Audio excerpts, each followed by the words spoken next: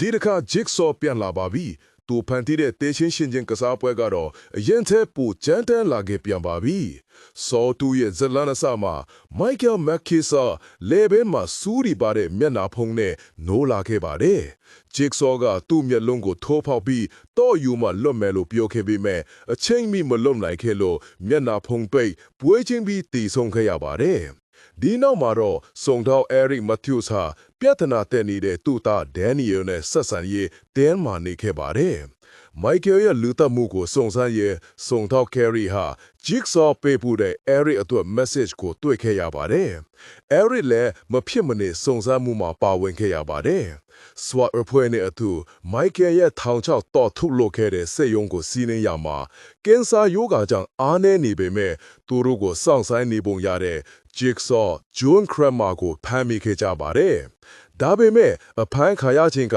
Jigsaw ရဲ့အစီအစဉ်ရဲ့တစ်စိတ်တစ်ပိုင်းမျှသာကြည့်ခဲ့ပါတယ်။ Jigsaw အား Eric ကိုကင်မရာတွေရှိတဲ့လောင်အိမ်တစ်ခုကိုပြခဲ့ပြီးအဲ့ဒီထဲမှာသူ့သား Daniel နဲ့အခြား9ယောက်ကိုရှုပ်ဝအိမ်တစ်လုံးမှာဖမ်းဆီးထားတာကိုတွေ့လိုက်ရပါတယ်။ Jigsaw ကနာရီအနည်းငယ်အတွင်းအဲ့ဒီအိမ်ထဲမှာအစိတ်ငွေ့လီထွက်လာတော့မှာမို့သူ့သားကိုပြလို့ချင်းရဲ့သူ့ရဲ့ကစားပွဲကိုကစားရမယ်လို့ Eric ကိုပြောခဲ့ပါတယ်။အိမ်ထဲမှာတော့ရာဇဝတ်သားဟောင်း9ယောက်နဲ့ Daniel တို့စုစုပေါင်း10ယောက်ဟာ Jigsaw ဖမ်းလာတာလို့ယူဆခဲ့ကြပါတယ်။ဒီအထဲမှာ Saw 1ရဲ့ထောင်ချောက်ကနေလွတ်မြောက်ခဲ့တဲ့ Amanda လက်ပါဝင်ပါတယ်။ Amanda ဟာ Jigsaw ရဲ့တိတ်ခွေကိုတွေ့ခဲ့ပြီးသူတို့မှာ2နာရီပဲအချိန်ရှိကြောင်းအသက်ရှင်ဖို့အစိတ်ငွေကာကွယ်ဆေးကိုရှာရမယ်လို့သိလိုက်ရပါတယ်။ဒါကိုမယုံတဲ့တယောက်ကတကားပေါက်ကချောင်းကြည့်လိုက်ကြနဲ့မျက်လုံးကိုတင်နဲ့အပြစ်ခံရပြီးပွဲချင်းပြီးတည်ခဲ့ရပါတယ်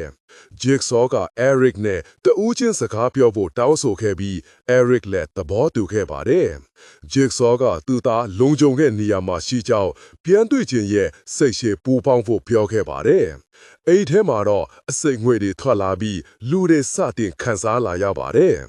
Amanda ကမြေအောက်ခန်းစီညှို့ဝှက်တကားတစ်ခုကိုတွေ့ခဲ့ပြီးအားလုံးနောက်ခန်းကိုရောက်သွားခဲ့ပါတယ်။ OB အတွက်ရည်ရွယ်လက်ပထမဆုံးထောင်ချောက်မှာသူကမီးဖို့သေးဝင်ကဆေးရည်ယူအားပေးမဲ့မီးလောင်ကျွမ်းပြီးတေဆုံးခဲ့ပါတယ်။နောက်အခါမှာတော့ Xavier အတွက်ဆေးထိုးအပ်တွေကြားကဆေးရည်ရှာရတဲ့ထောင်ချောက်ကိုတွေ့ရပါတယ်။ Xavier က Amanda ကိုဆေးထိုးအပ်တွင်းထဲတွန်းချပြီးရှာခိုင်းခဲ့ပါတယ်။ Amanda ကနောက်ဆုံးအချိန်မှဆေးရည်ကိုရှာတွေ့ခဲ့ပေမဲ့ Xavier ကအချိန်မီတော့ခတ်ဖို့မလုပ်နိုင်ခဲ့လို့ဆေးရည်ပြန်ပိတ်သွားပြီးသူလည်းအခြားသူတွေကိုဒေါသထွက်ခဲ့ပါတယ်။ Jigsaw ရဲ့လွင်ကူထဲမှာ Eric ကစိတ်မရှိတော့ပဲ Jigsaw ကိုရိုက်နစ်ခဲ့ပါတယ်။ Jigsaw က Eric ရဲ့ရဲအရာရှိဘဝမှာမတရားမှုတွေလက်နက်မဲ့သူတွေကိုတတ်တာတက်တီအထောက်ထားဖန်တီးပြီးလူတွေကိုထောင်ချတာလုပ်ခဲ့တာကိုဖော်ထုတ်ခဲ့ပါတယ်။အိမ်ထဲမှာရှိတဲ့ရာဇဝတ်သားအားလုံးဟာ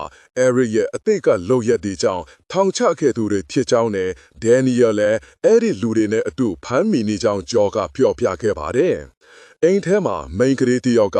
နန်ရန်ဘော်က X ကိုတွေ့ပြီး Daniel နဲ့ Eric တို့တာအဖာတပ်ပုံကိုတွေ့ခဲ့ပါတယ်။ဒီအခါကျမှကျန်တဲ့သူတွေက Daniel ဟာစုံထောက်ရဲ့တာမန်တိသွားပြီးသူ့ကိုမယုံတော့ပဲအတီးတီခွဲထွက်သွားခဲ့ကြပါတယ်။ Xavier ကတော့အားလုံးကိုလိုက်လံတပ်ဖြတ်နေပြီးသူတို့ရဲ့လေဘဲနောက်ကကနန်းတွေကိုပေါင်းရဲအိမ်ကနေထွက်ဖို့တော့နံပါတ်ရမယ်လို့ယုံကြည်နေခဲ့ပါတယ်။ Daniel ရဲ့ဖခင်အကြောင်းသိသွားပြီးတဲ့နောက် Eric ကိုလည်းလက်စားချေခြင်းခဲ့ပါတယ်။ Jigsaw ရဲ့နေရာမှာ Eric ကဆက်လက်ရိုက်နှက်နေပြီးနောက်ကစားပွဲပြီးပြီလို့ Jigsaw ကပြောက Eric ကို Daniel ရှိရာလိုက်ပို့ပေးတယ်လို့ကတိပေးခဲ့ပါတယ်။သူတို့နှစ်ဦးဟာစက်ရုံကနေလျှော့ဝှက်ထွက်ခွာပြီးစွန့်ပစ်အိမ်စီကိုမောင်းနှင်ခဲ့ပါတယ်။အိမ်ထဲမှာ Amanda နဲ့ Daniel တို့ဟာချမ်းပြင်မှာရှိတဲ့လျှို့ဝှက်တကားကိုတွေ့ပြီး Xavier မလာနိုင်ခင်ထွက်ပြေးခဲ့ပါတယ်။ Xavier ကလည်းမြေအောက်ခန်းအထိလိုက်လာခဲ့ပါတယ်။ Eric နဲ့ Jigsaw အိမ်ကိုရောက်တော့ Eric ဟာ Daniel ကိုလိုက်ရှာဖို့အိမ်ထဲကိုပြေးဝင်သွားပါတယ်။ဒါပေမဲ့ဘသူ့ကိုမှမတွေ့ရပါဘူး။သူကြည့်ခဲ့ရတဲ့ဗီဒီယိုထဲကအခင်းအကျင်းအတိုင်းဖြစ်နေလို့ အိမ်မန်တာကိုတော့တည်နေခဲ့ပါတယ်စက်ယုံကစုံထောက်တွေကတော့မော်နီတာထဲမှာအဲရစ်ကိုမတွေ့ရတော့လို့တခုခုတော့မားနေပြီဆိုလာသိလိုက်ရပါတယ်အမှန်တကယ်တော့ဂျစ်ဆော့ရဲ့ကင်မရာတွေဟာနိုင်ပေါင်းများစွာနောက်ကျနေခဲ့လာကြောင်းစုံထောက်တွေမြင်နေရတာတွေဟာအတိတ်ကဖြစ်ပျက်ခဲ့တာပါအဲရစ်ဟာဘယ်သူမှမရှိတော့တဲ့အိမ်ထဲကိုရောက်နေခဲ့တာပါအမန်ဒါနဲ့ဒန်နီယယ်တို့စော်ဝမ်ကအာဒန်နဲ့ဂေါ်ဒန်ဖမ်းမိခဲ့တဲ့မူရဲ့အခန်းကိုရောက်သွားခဲ့ပါတယ်ဇေဘီယာကသူတို့ကိုရှာတွေ့ခဲ့ပေမဲ့ဒန်နီယယ်ကဇေဘီယာရဲ့လက်ဘင်းကိုလှိဖြတ်ပြီးသူ့ရဲ့ကစားပွဲကိုအဆုံးသတ်ပေးလိုက်ပါတယ်အဲရစ်ဟာအစအောင်ကိုတယောက်တည်းလိုက်ရှာနေရင်ကစားပွဲကတည်ဆုံးသူတွေကိုမြင်တွေ့နေရပါတယ်ရုတ်တရက်အမန်ဒါကသူ့နောက်ကနေပေါ်လာပြီးသူ့ကိုမူရင်းစောအခန်းထဲမှာပိတ်လောင်လိုက်ပါတော့တယ် plot twist ကတော့အမန်ဒါဟာအစကတည်းက Jigsaw ရဲ့ပူးကောင်းကြံစည်သူတဦးဖြစ်နေခဲ့တာပါ